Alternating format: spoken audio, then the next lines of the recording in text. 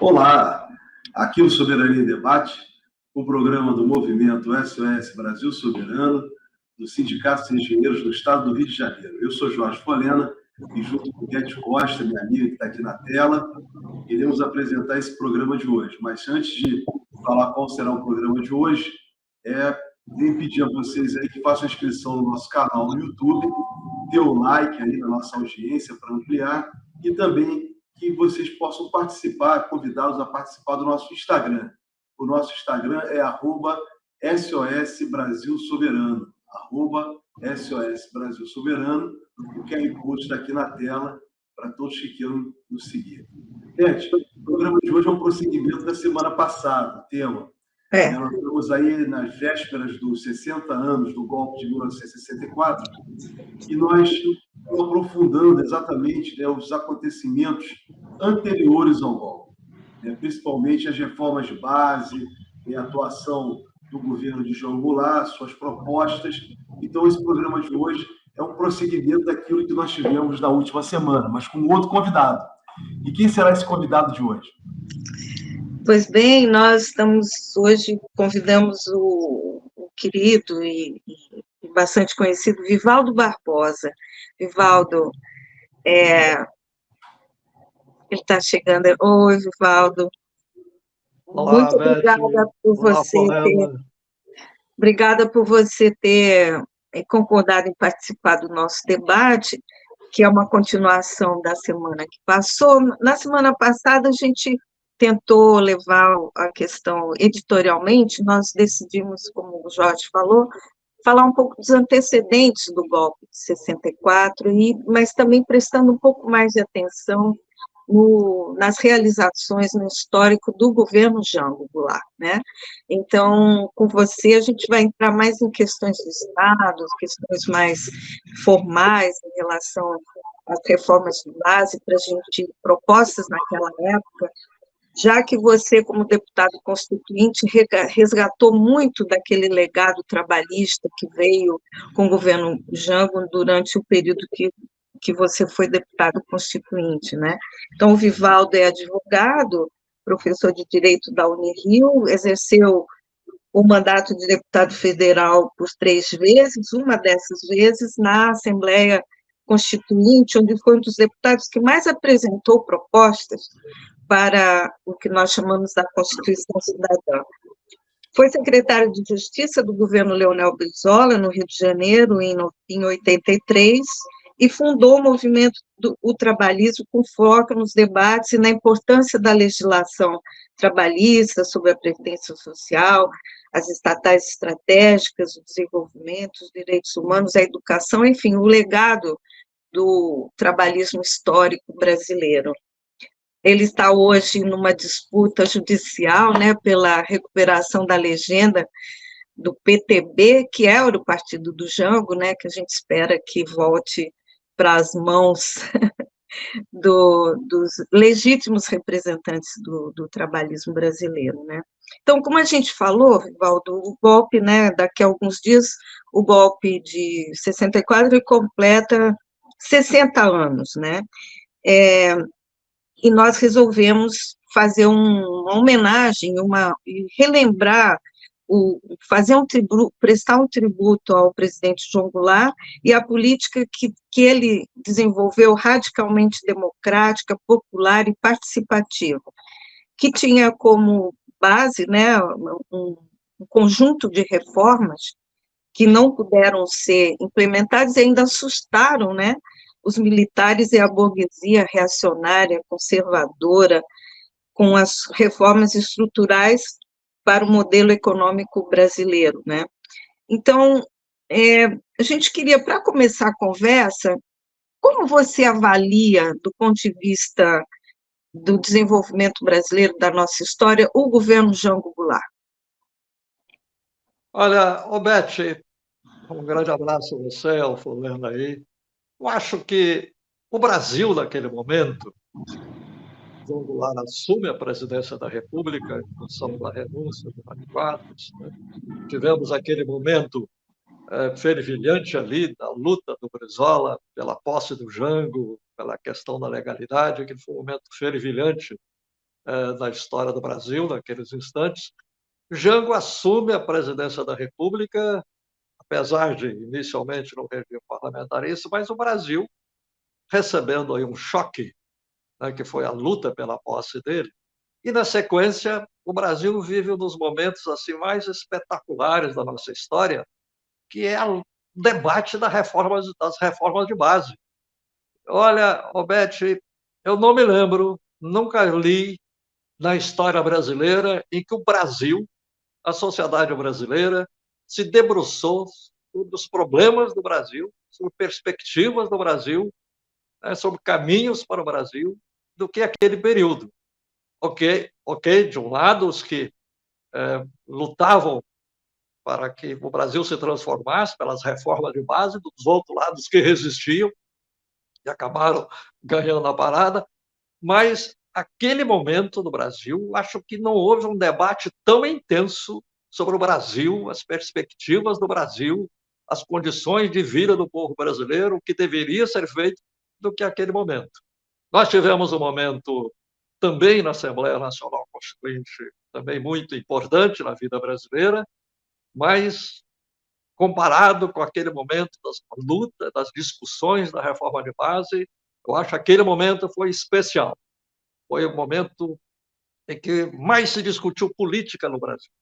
O povo brasileiro mais mergulhou no debate político, aí na economia, na vida social, perspectiva, relações internacionais, né? Se debatia muito se o Brasil continuava no bloco americano, se ia para o bloco soviético, os que queriam a política externa independente, até nas relações internacionais, o Brasil se debruçou e se discutiu aquilo intensamente. Era que o governo Jango, né, refletiu esse debate, refletiu essas questões. E você veja que o Jango ficou menos de 3 anos no poder, no governo. Né? E, no entanto, ele deixou coisas aí extraordinárias. O 13º salário. Roberto, eu creio que o 13º salário foi o último direito que os trabalhadores conquistaram no Brasil.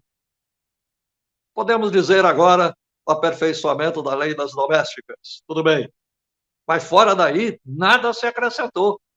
Nada se acrescentou desde o 13º salário que o Jango conseguiu implantar, em 1962. Implantou a Eletrobras, né? A lei o Estatuto do Trabalhador Rural, a CLT foi para o campo, entrou, né, naquela estrutura agrária. Jango conseguiu isso, arrancou isso do Congresso Nacional. Aquele momento do Brasil favoreceu isso, até colocar a CLT, legislação do trabalho, o Estatuto da Terra, para a vida rural brasileira, para o trabalhador rural. Né?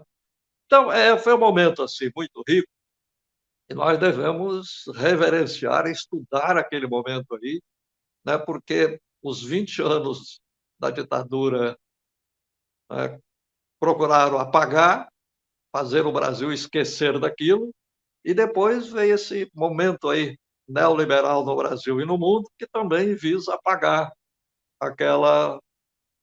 aquele debate, aquelas questões. Você, Beth, mencionou aí, o governo do Jango foi popular, acirradamente democrático, mas é preciso acrescentar, nacionalista.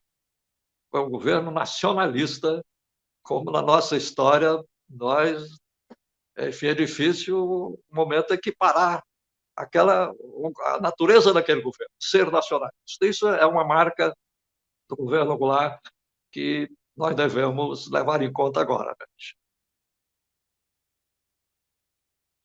Vivaldo, olha, uma satisfação estar contigo, seu amigo, né? Acompanho você na sua vida na luta política, não é de agora, há muitos anos. É uma satisfação muito grande estar sempre contigo. Aí tivemos agora, lá no Instituto dos Advogados Brasileiros, do qual você é sócio, falando exatamente sobre o golpe de 64. Então, hoje aqui, tratando da importância, né, do que foi o governo João Goulart, das reformas de base. Mas, Vivaldo, queria aproveitar exatamente a partir das reformas de base apresentadas por Jango, fundamentais, como reforma agrária, reforma tributária, uma reforma, evitar a remessa de capital para o exterior de uma forma discriminada, sem pagamento de tributos. E aí vem o próprio Programa Nacional de Educação, o PNA, que é esquecido, né? Tão importante o PNA. Então,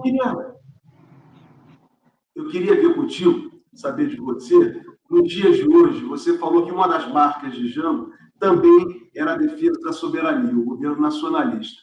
Dá para nós compreendermos hoje que essas reformas de base apresentadas por Jango, exatamente em 64, elas se fazem presentes e necessárias no dia de hoje no Brasil? Não, sem dúvida, né? Sem dúvida. São lições aí que a gente registra na história, em muitos momentos, mas naquele momento de maneira especial, que hoje contribuiriam muito para nossas reflexões, né? Eu mencionei aí realmente a questão do 13º como o último direito dos trabalhadores conquistaram no Brasil.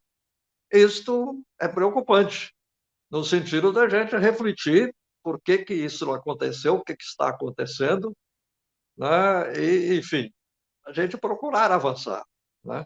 E essa questão aí, que eu falei, você enfatizou também, a questão da natureza nacionalista, né, do governo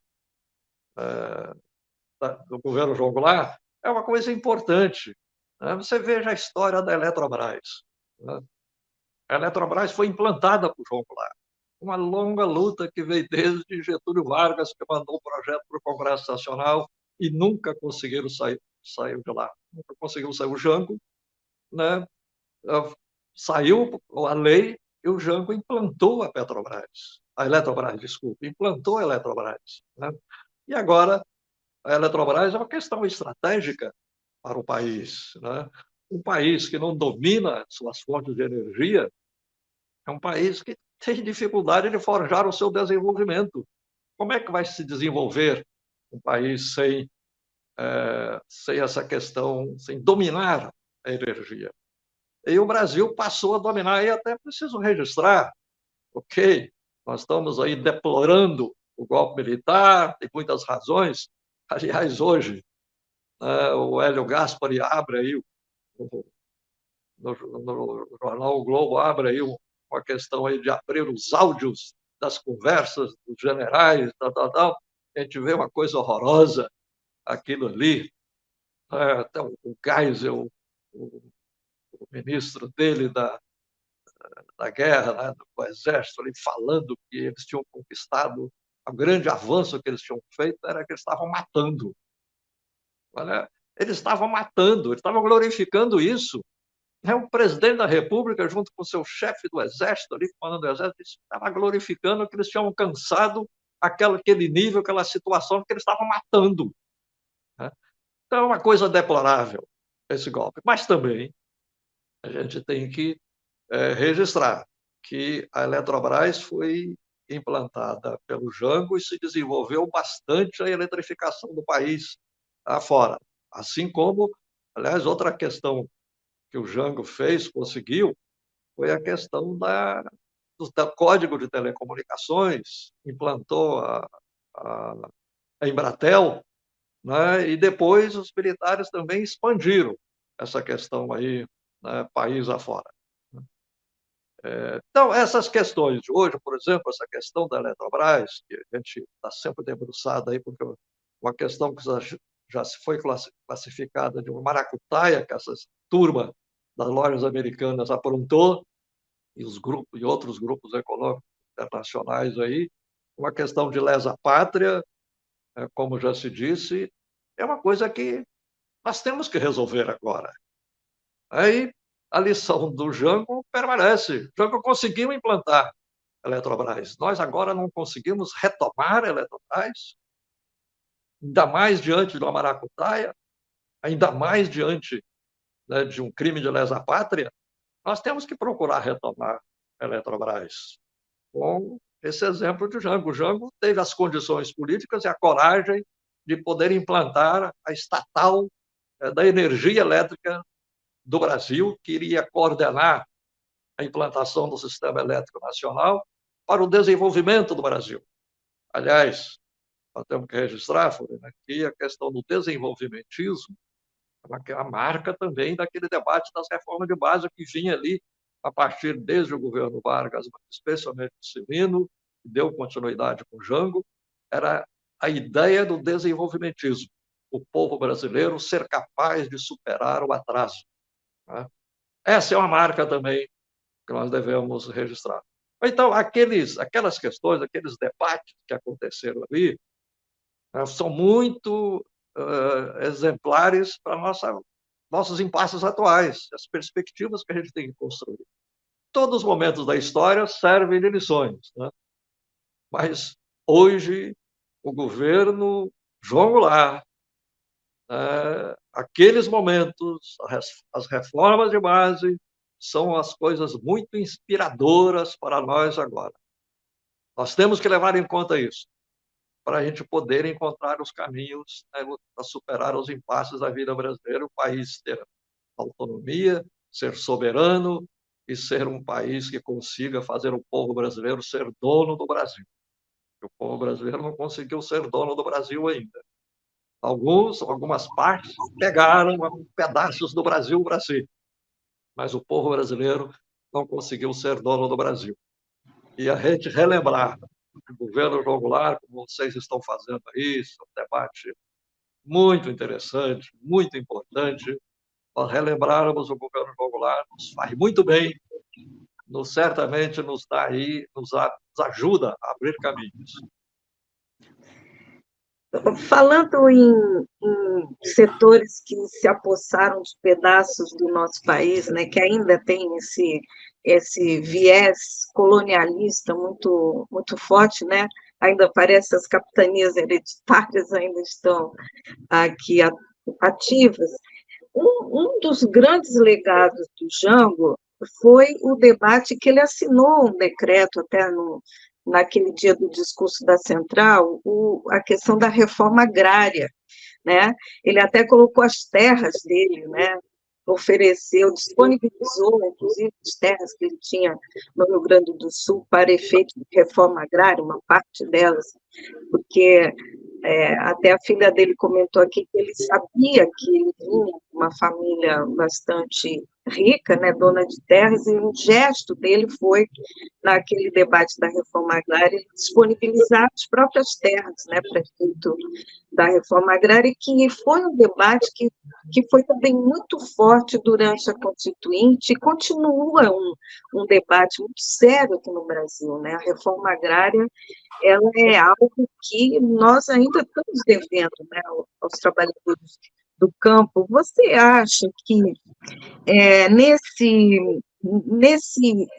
um dos legados do Jango para a Constituinte, para o Brasil de hoje, seria essa nossa luta, inclusive, pela divisão, pela partilha da terra para quem precisa dela e para quem pode produzir, né, alimento real, como a gente fala, né?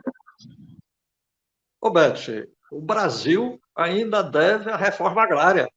A essa altura dos acontecimentos, o Brasil ainda deve a reforma agrária. Né? O Jango iniciou ali naquele decreto, porque o decreto do Jango, o primeiro ponto da reforma agrária nacional, aliás, registrar, eu sempre ouço muito o João Pedro Stedley referir-se à reforma agrária que o Brizola fez com o governador do Rio Grande do Sul, onde também o Brizola colocou fazenda dele, isto é, da Dona Neuza.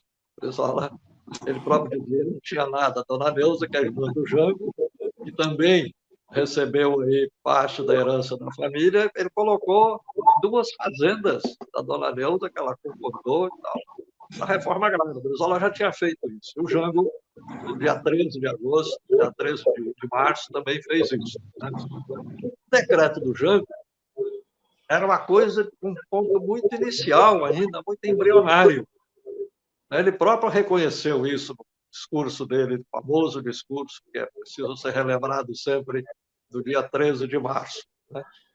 O que o Jango previa é a possibilidade do governo desapropriar as áreas que tinham sido beneficiadas por investimento público em torno dos açudes, ao longo das rodovias, ao longo das ferrovias, ao longo de outras obras públicas, que essas terras tinham sido valorizadas pelo investimento público, pelo dinheiro público, através das diversas medidas aí que foram sendo tomadas.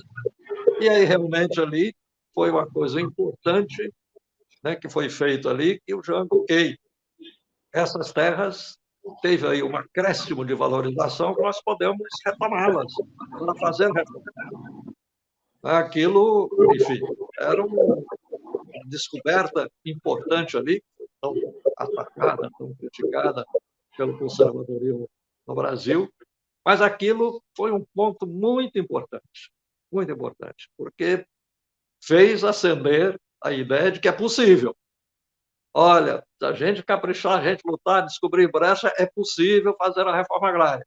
Porque a resistência à reforma agrária foi colocada num ambiente até, enfim, no imaginário do povo brasileiro, né, de que era praticamente a única coisa que se queria era a destruição da estrutura agrária do país, do sistema de produtivo do Brasil, a produção de alimentos ia ficar prejudicada, enfim.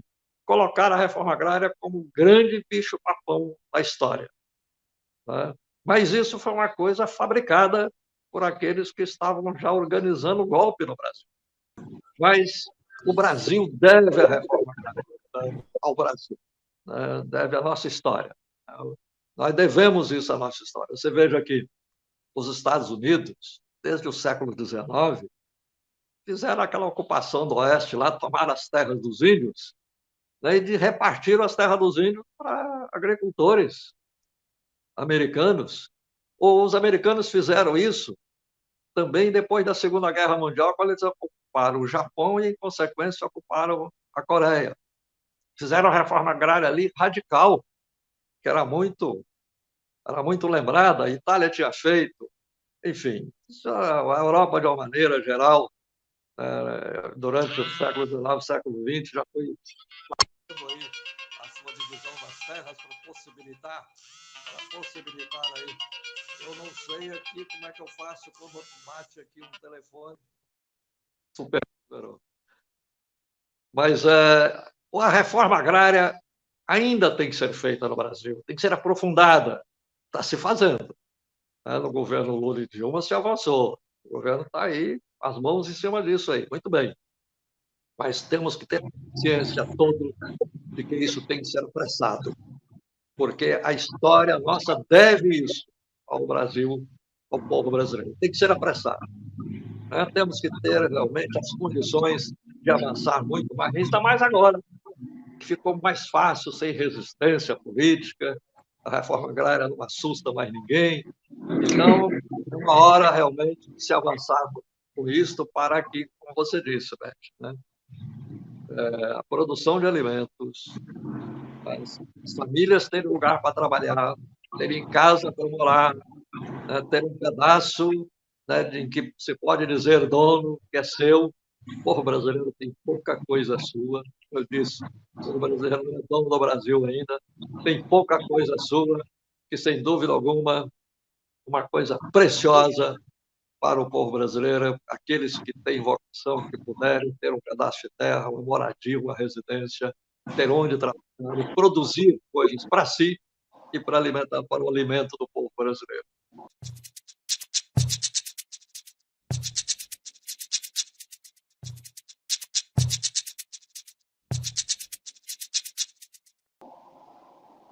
Isso aí.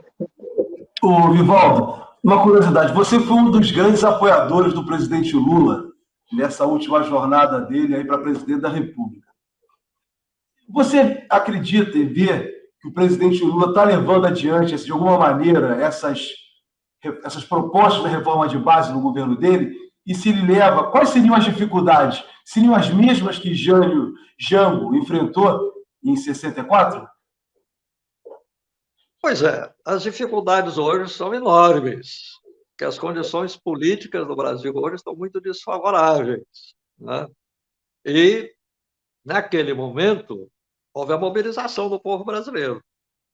Ok, as coisas estavam avançando, né? E aí tiveram que dar o golpe para não permitir que as coisas avançarem. Então, o povo brasileiro começou a se mobilizar, desde a questão da posse do Jango, aquela luta do Brizola pela legalidade, pela posse do Jango, o povo brasileiro começou a se mobilizar. Hoje, há essa diferença. O povo brasileiro não está sendo mobilizado.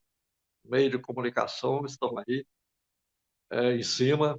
Aliás, eu sempre procuro comentar de que há pouco tempo aí a TV Globo celebrou 50 anos, né? Olha, 50 anos de TV Globo em cima do povo não fica impune, né? Essas novelas, essas violências, esses programas, essas coisas todas aí, não, isso não é impune. Nenhum povo fica impune a isso aí. Então, não está fácil mobilizar o povo brasileiro, mas essa é uma tarefa muito importante. Eu creio que o presidente Lula é o líder popular capaz disso, pela popularidade dele, é capaz disso. Ok, muitos de nós reclamam, poxa, mas está concedendo demais, está fazendo concessão, né? Podia aí chutar canelas de alguém aí tal, pisar em alguém, ok. A gente sempre reclama disso. A gente gostaria disso aí. Mas há de se reconhecer que o presidente Lula está conduzindo o país. Em meios aí a imensas dificuldades, o Brasil está sendo conduzido. Isto já é uma grande coisa. Já é uma grande coisa. Conduzir o Brasil é isso aí. É afastar a ideia possível retrocesso aí golpista que, naquele momento, com a reforma de base, mobilizamos, afastamos, mas não tivemos a competência de resistir. Porque aquilo ali foi uma armação brutal, com a presença aí dos Estados Unidos, americanos, uma armação brutal em cima do povo brasileiro. Mas hoje o Brasil está sendo conduzido, o governo está sendo conduzido. Isso é uma coisa, né, evidente que a história registra em favor aí do presidente Lula, a competência dele, a habilidade dele. Agora, permanecemos com algumas reclamações. E é isso aí. A gente fazendo essas reclamações, a gente vai cutucando, tentando empurrar as coisas para lá. Essa é a luta política, estou falando aqui, nós temos diante de nós. Poderíamos estar avançando, né? A reforma de base serve desse exemplo, poderíamos estar avançando, mas, sem dúvida alguma, já é muita coisa. O Brasil está sendo governado. Isso já é muita coisa.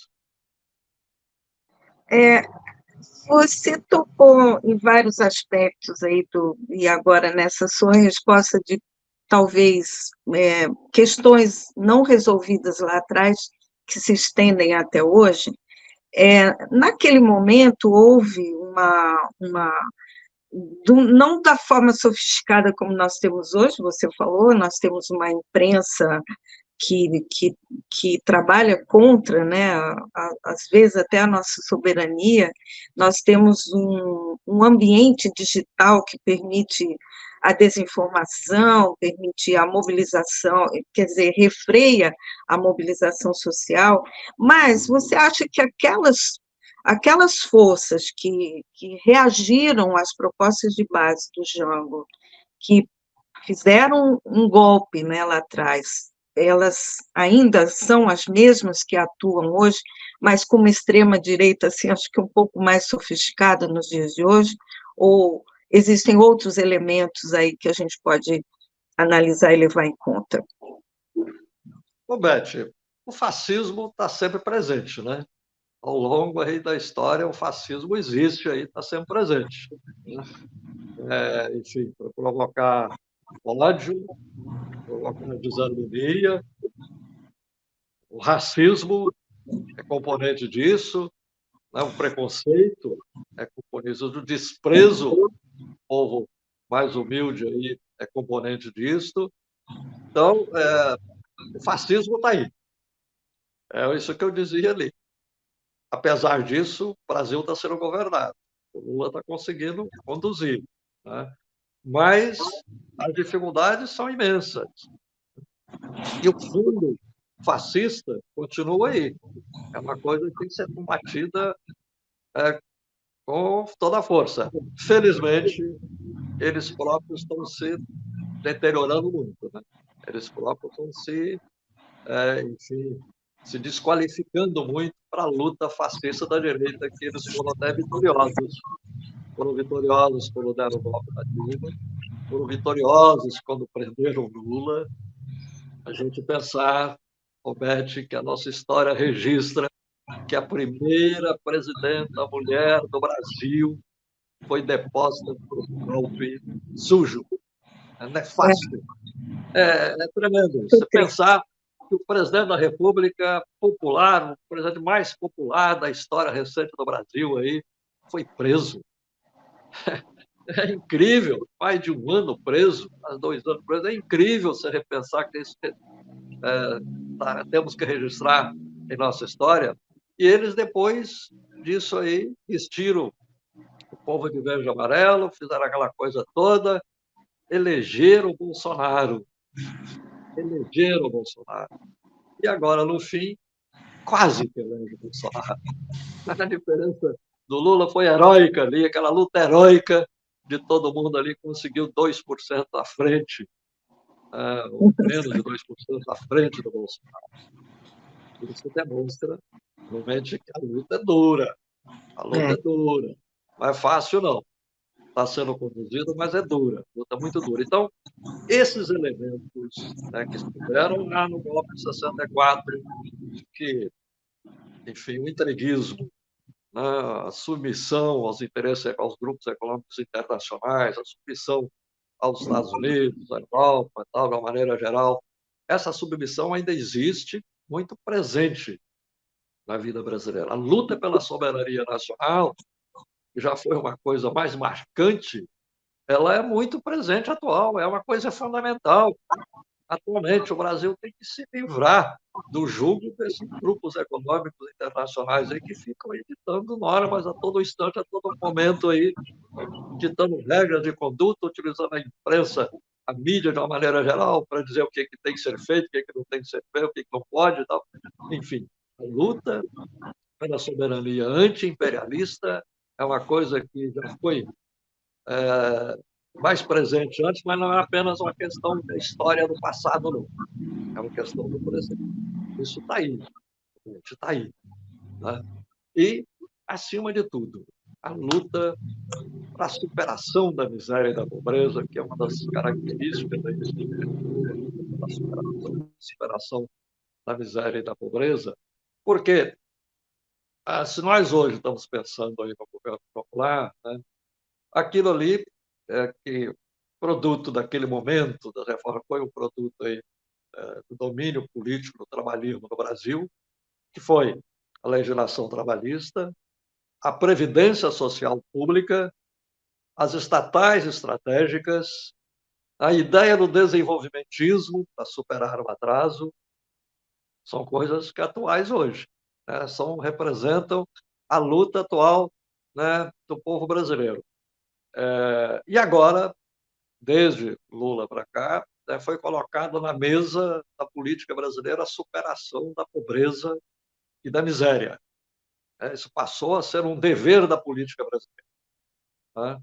Esse dever o Lula está procurando cumprir. Né? É evidente, como ele diz, ele quer mais pressa, porque, como o Lula diz, a fome é diária, a fome não espera, né? As necessidades do povo não esperam, mas essas questões ainda existem. O fascismo ainda está aí, o racismo ainda está aí, o preconceito ainda está aí. Né? A ganância das elites brasileiras que seguraram a escravidão por mais de 300 anos, essa ganância das elites brasileiras ainda está aí, né? Querendo sugar ainda mais, né, o povo brasileiro. De maneira que a luta, os elementos aí da luta, antigos e atuais, estão aí para a gente enfrentar.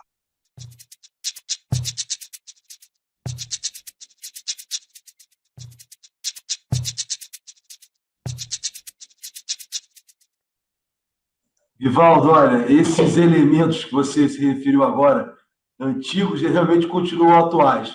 Eu estava lendo aqui, eu estava vendo você falar, e peguei aqui o discurso de João Goulart, em 13 de março de 64.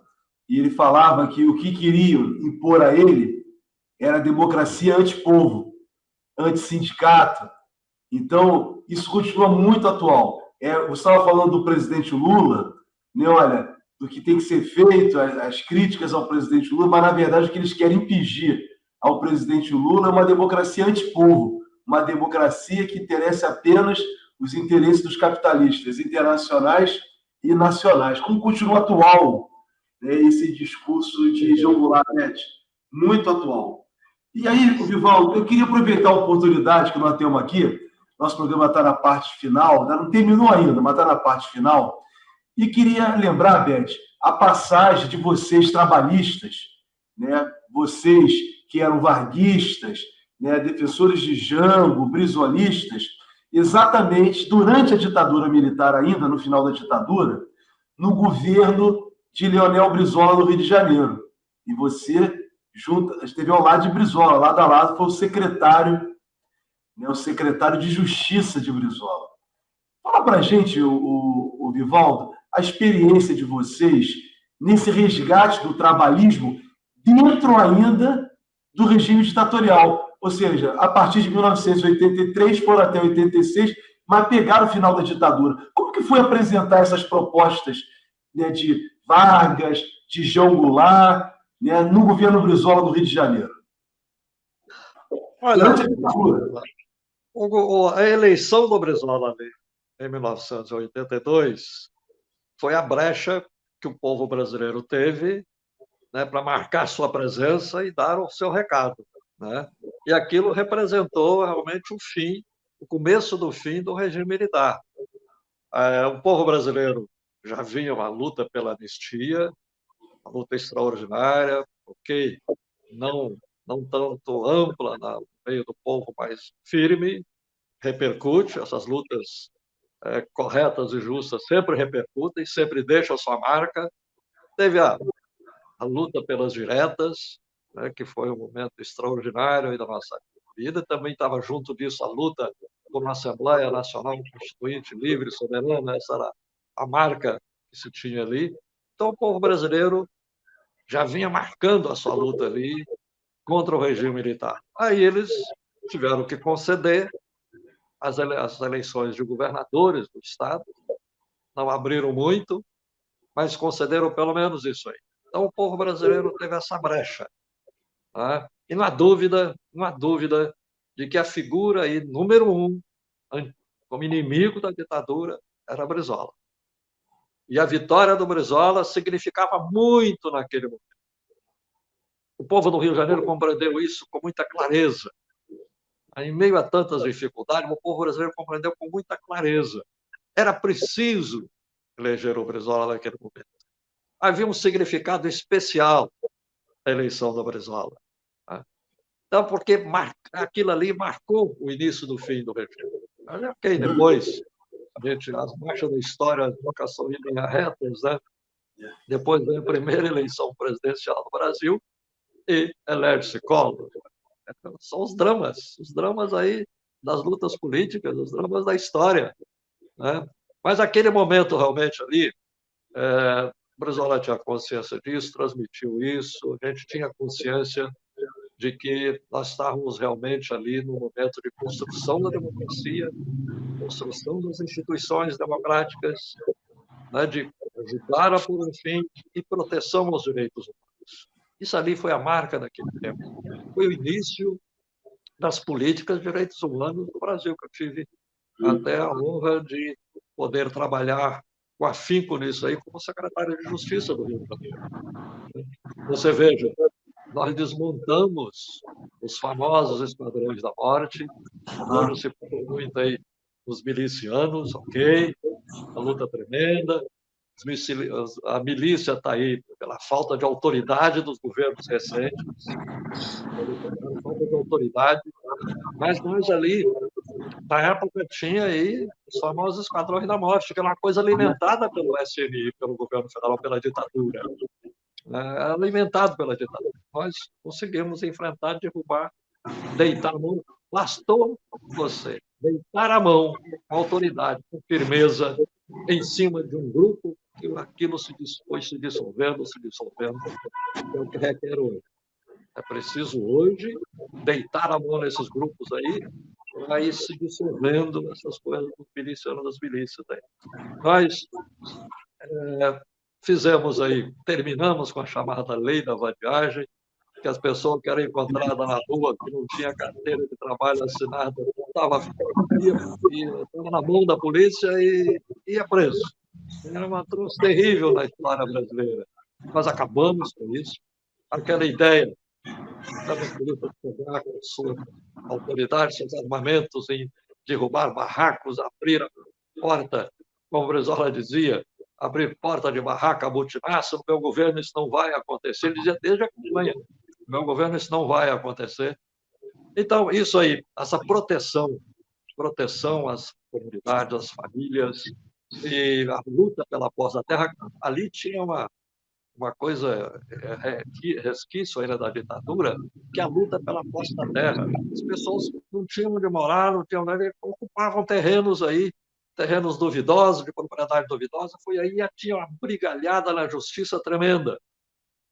Uma das marcas do governo Brizola foi dar um fim nisso aí, organizar isso, dar um começo do fim nisso aí. Então, são questões, Helena, que se colocaram naquele tempo, que eram representativas, que decorria a compreensão, né, de que o Brasil precisava pôr um fim na ditadura e assumir novos rumos. E a questão essencial aí, como o Brizola dizia, a prioridade das prioridades era a educação. Né? Quando o Brizola lança esse brado no país, olha, o Brasil tem que se debruçar sobre a questão da educação. E educação não é apenas o livro escolar, o caderno e a caneta ou o lápis. É alimentação. Alimentar as crianças, assistir as crianças, né? Ter um lugar decente para viver, para se empolgar, como era o CIEPS, né? Que o Brizola sempre dizia isso. É preciso da criança empolgar, a criança ter orgulho da sua escola. Né? Eu sei que tanta gente aí, o Fernando Henrique disse, mas é caro, é uma coisa cara. O Brizola respondeu, caro é a ignorância. A ignorância realmente que é cara, custa caro. Né? Então, o Brizola deu esse brado de que era preciso debruçar sobre a educação, né? Que é uma coisa, sem dúvida alguma, que está aí, o governo Lula está refletindo isso, né? O governo Lula tem atuado, né, aí nessa questão, tem avançado, isso aí. Então, essas marcas aí do governo Brizola, no momento ali que ele tomou posse em 1983, né, marcaram caminhos realmente que depois o Brasil teve que seguir e foi seguindo. Né? Por isso estamos ainda aí. Até o governo Lula acabou de fazer uma autocrítica, né, em relação ao CIEP, nesses novos projetos educativos de tempo integral, os institutos tecnológicos. Eu acho que esse é uma grandeza, né, um reconhecimento do legado do trabalhismo do Django, do Brizola, para a questão da educação, né? E isso tem sido, até agora, na negociação da reforma, da dívida dos governadores, né? Essa semana, tá bom, o governo perdoa em troca, né? Uma coisa brilhante isso, hein? Isso foi uma coisa brilhante, né? Uma coisa brilhante, né, do Lula ter puxado a questão de, ok, vamos perdoar os governadores, coloca dinheiro na educação. Que nós vamos perdoar de vocês, coloca na educação. Uma coisa brilhante, sem dúvida alguma, extraordinária. Como tinha sido no pré-sal também, né? Naquele contrato da partilha, tinha o investimento em educação, né? Dos royalties do petróleo. Infelizmente, com o golpe contra a presidenta Dilma, não deu para implementar. Aliás, foi mudado, né, pelo governo Temer. Sem dúvida. Jorge, eu estou sem acesso. A gente pode... questões aqui. Na verdade, não é pergunta, não são perguntas. Tá bem. São registros importantes. O Paulo César diz aqui o seguinte, olha, negreiros do bairro Campo Grande, no Rio de Janeiro, estado do Rio de Janeiro, agradece o professor Vivaldo Barbosa no processo de refundação do PTB democrático E continua ele. Em Cosmos, Zona Oeste do Rio de Janeiro, tem grupo de senhoras que foram ativistas junto aos governos Brizola e debatem bem sobre economia social. Bonito isso. E o Vivaldo, pegando aí uma deixa do que você falou do presidente Lula, né? Olha que coisa interessante, Beth, para as pessoas compreenderem, elas não estão, assim, às vezes não entendem.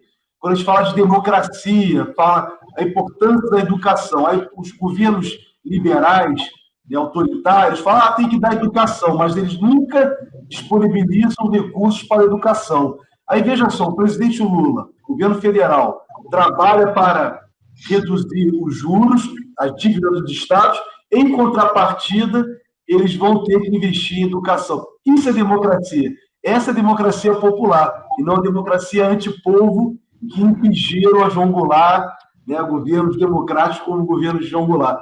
Vivaldo, sensacional essa sua colocação, né? Mostra a generosidade, né, do presidente Lula e também a generosidade do governo de João Goulart.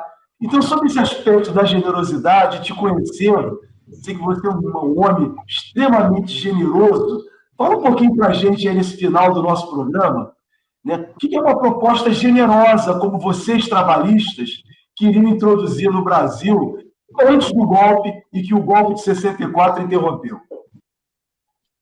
Olha, Folena, nós, né, procuramos, né, cultivar o pensamento político do trabalhismo, porque foi um momento marcante na história do Brasil. Foi uma etapa de construção do Brasil edificante, né, extraordinária.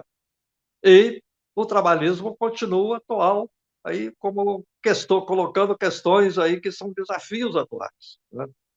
Não há dúvida, né, que com todas as diferenças que se colocam, mas exatamente, tanto o governo Lula quanto o partido que dá sustentação como o PT nunca defenderam tanto a legislação trabalhista como eles fazem. Nunca defenderam tantas estatais estratégicas como eles fazem. Nunca defenderam tanto a ideia do desenvolvimentismo, que são as marcas nossas, né? Então, hoje, você veja que, né, tanto o Lula quanto o PT, o Partido dos Trabalhadores, aí, com problemas aqui, podemos apontar defeitos, reclamações aqui e ali, mas eles têm realmente hoje uma trajetória na linha do trabalhismo, não é na linha liberal, não é na linha do entreguismo, apesar de muitos atos aí seguirem essa linha, muitas atitudes essa linha liberal entreguista, ok? Mas esse não é o condão do governo. Então, hoje, nós cultivarmos o trabalhismo é uma questão, uma contribuição grande que se dá à política brasileira, que nós queremos dar à política brasileira, né? Resgatando as questões do passado e inspirando as lutas atuais, né? É o que realmente a gente precisa fazer isso aí, né? Eu acho que isso é um resgate da história, uma valorização das figuras dos momentos históricos, isso é importante na vida de qualquer nação, mas, acima de tudo, é debater atualmente o Brasil atual, as perspectivas que nós temos daqui para frente, né? Isso é o que realmente nos move, que nos interessa aí. Eu digo a você, por isso nós estamos aí ao lado do presidente Lula, do governo atual, temos nossas diferenças, nossas reclamações, mas estamos ao lado, não passamos do outro lado de jeito nenhum, né? E compreendemos de que esta é uma grande contribuição que a gente dá à política brasileira. Eu acho que realmente hoje compreender o Brasil hoje, compreender as nossas perspectivas do futuro, nós devemos inspirar os bons momentos e felizes momentos da nossa história. E até compreendendo, assimilando as derrotas, os fracassos, né? Os trancos e barrancos, como dizia aí o Darcy Ribeiro. Os trancos e barrancos, a gente compreende isso aí e vemos como a gente consegue avançar. Essa é uma contribuição que nós queremos dar à política brasileira. Enfim, eu acho que é o caminho que nós temos que percorrer. Muito bom, Ivan. Acho que você é um exemplo aí de militância, de compromisso com as questões macro da política nacional, e a gente só tem a agradecer, e nós já estamos, infelizmente, chegando aqui ao final do nosso programa. Queria, você ainda teria alguma consideração aí para o nosso público, como consideração final do nosso programa? Olha, eu queria dizer aqui, a Beth colocou aí, né, como no meu currículo aí ter sido deputado federal por 3 legislaturas, 3 momentos. Eu queria dizer que eu acho que nós tínhamos que colocar no currículo da Beth alguma coisa correspondente ao exercício de mandato na Câmara Federal, porque o que ela esteve presente ao longo desse tempo, na luta, né, trazendo questões, empurrando questões, né, dobrando resistências, é uma coisa extraordinária que eu quero que a Beth fez ao longo desse tempo. Mas, Beth, eu queria dizer realmente isso, né?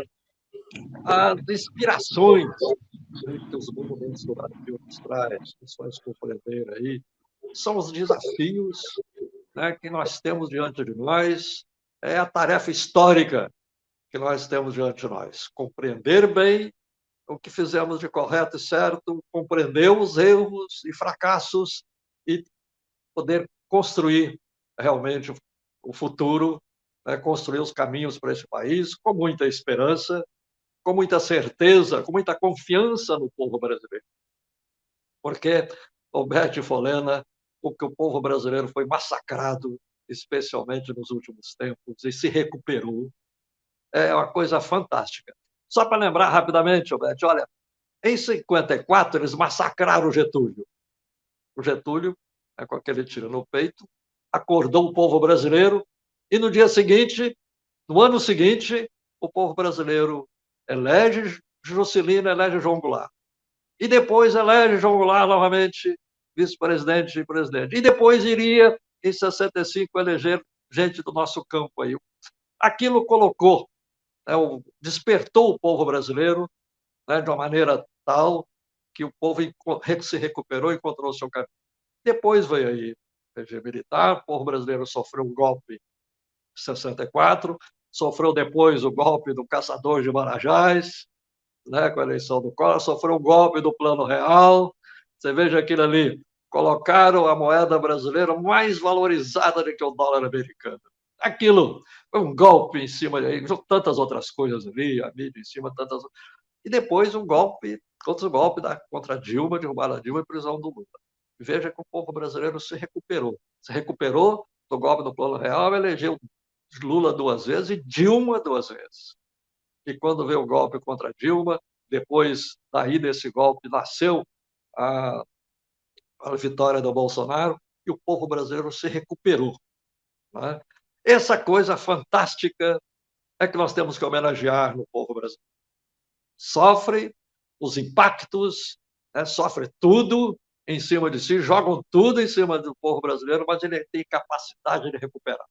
Eu tenho muita confiança, Folena e Beth, muita confiança nesse discernimento do povo brasileiro em conseguir compreender o seu destino, a sua tarefa e a possibilidade de construir realmente um Brasil em que o povo brasileiro venha a ser dono do Brasil. Muito bom, Vivaldo. Olha, queremos agradecer a você por estar conosco aqui, nos ajudar a rememorar a importância do governo de João Goulart, um governo democrático, progressista, nacionalista, e o mesmo que a nossa luta de hoje. Então, eles tentaram interromper esse processo, e como você bem sintetizou agora, o povo brasileiro está sempre resistindo e insistindo no seu desenvolvimento e na luta por soberania. Vivaldo, muito obrigado pelo programa. Beth, todos que nos acompanharam até aqui. Olha, fica o convite para a próxima semana para o novo Soberania em Debate. Esse é o Soberania em Debate, que é um programa do movimento SOS Brasil Soberano, Sindicato do Estado do Rio de Janeiro. Tchau, tchau, pessoal. Muito obrigado. Tchau, Vivaldo. Tchau, Beth. Obrigada, Vivaldo. Tchau a todos.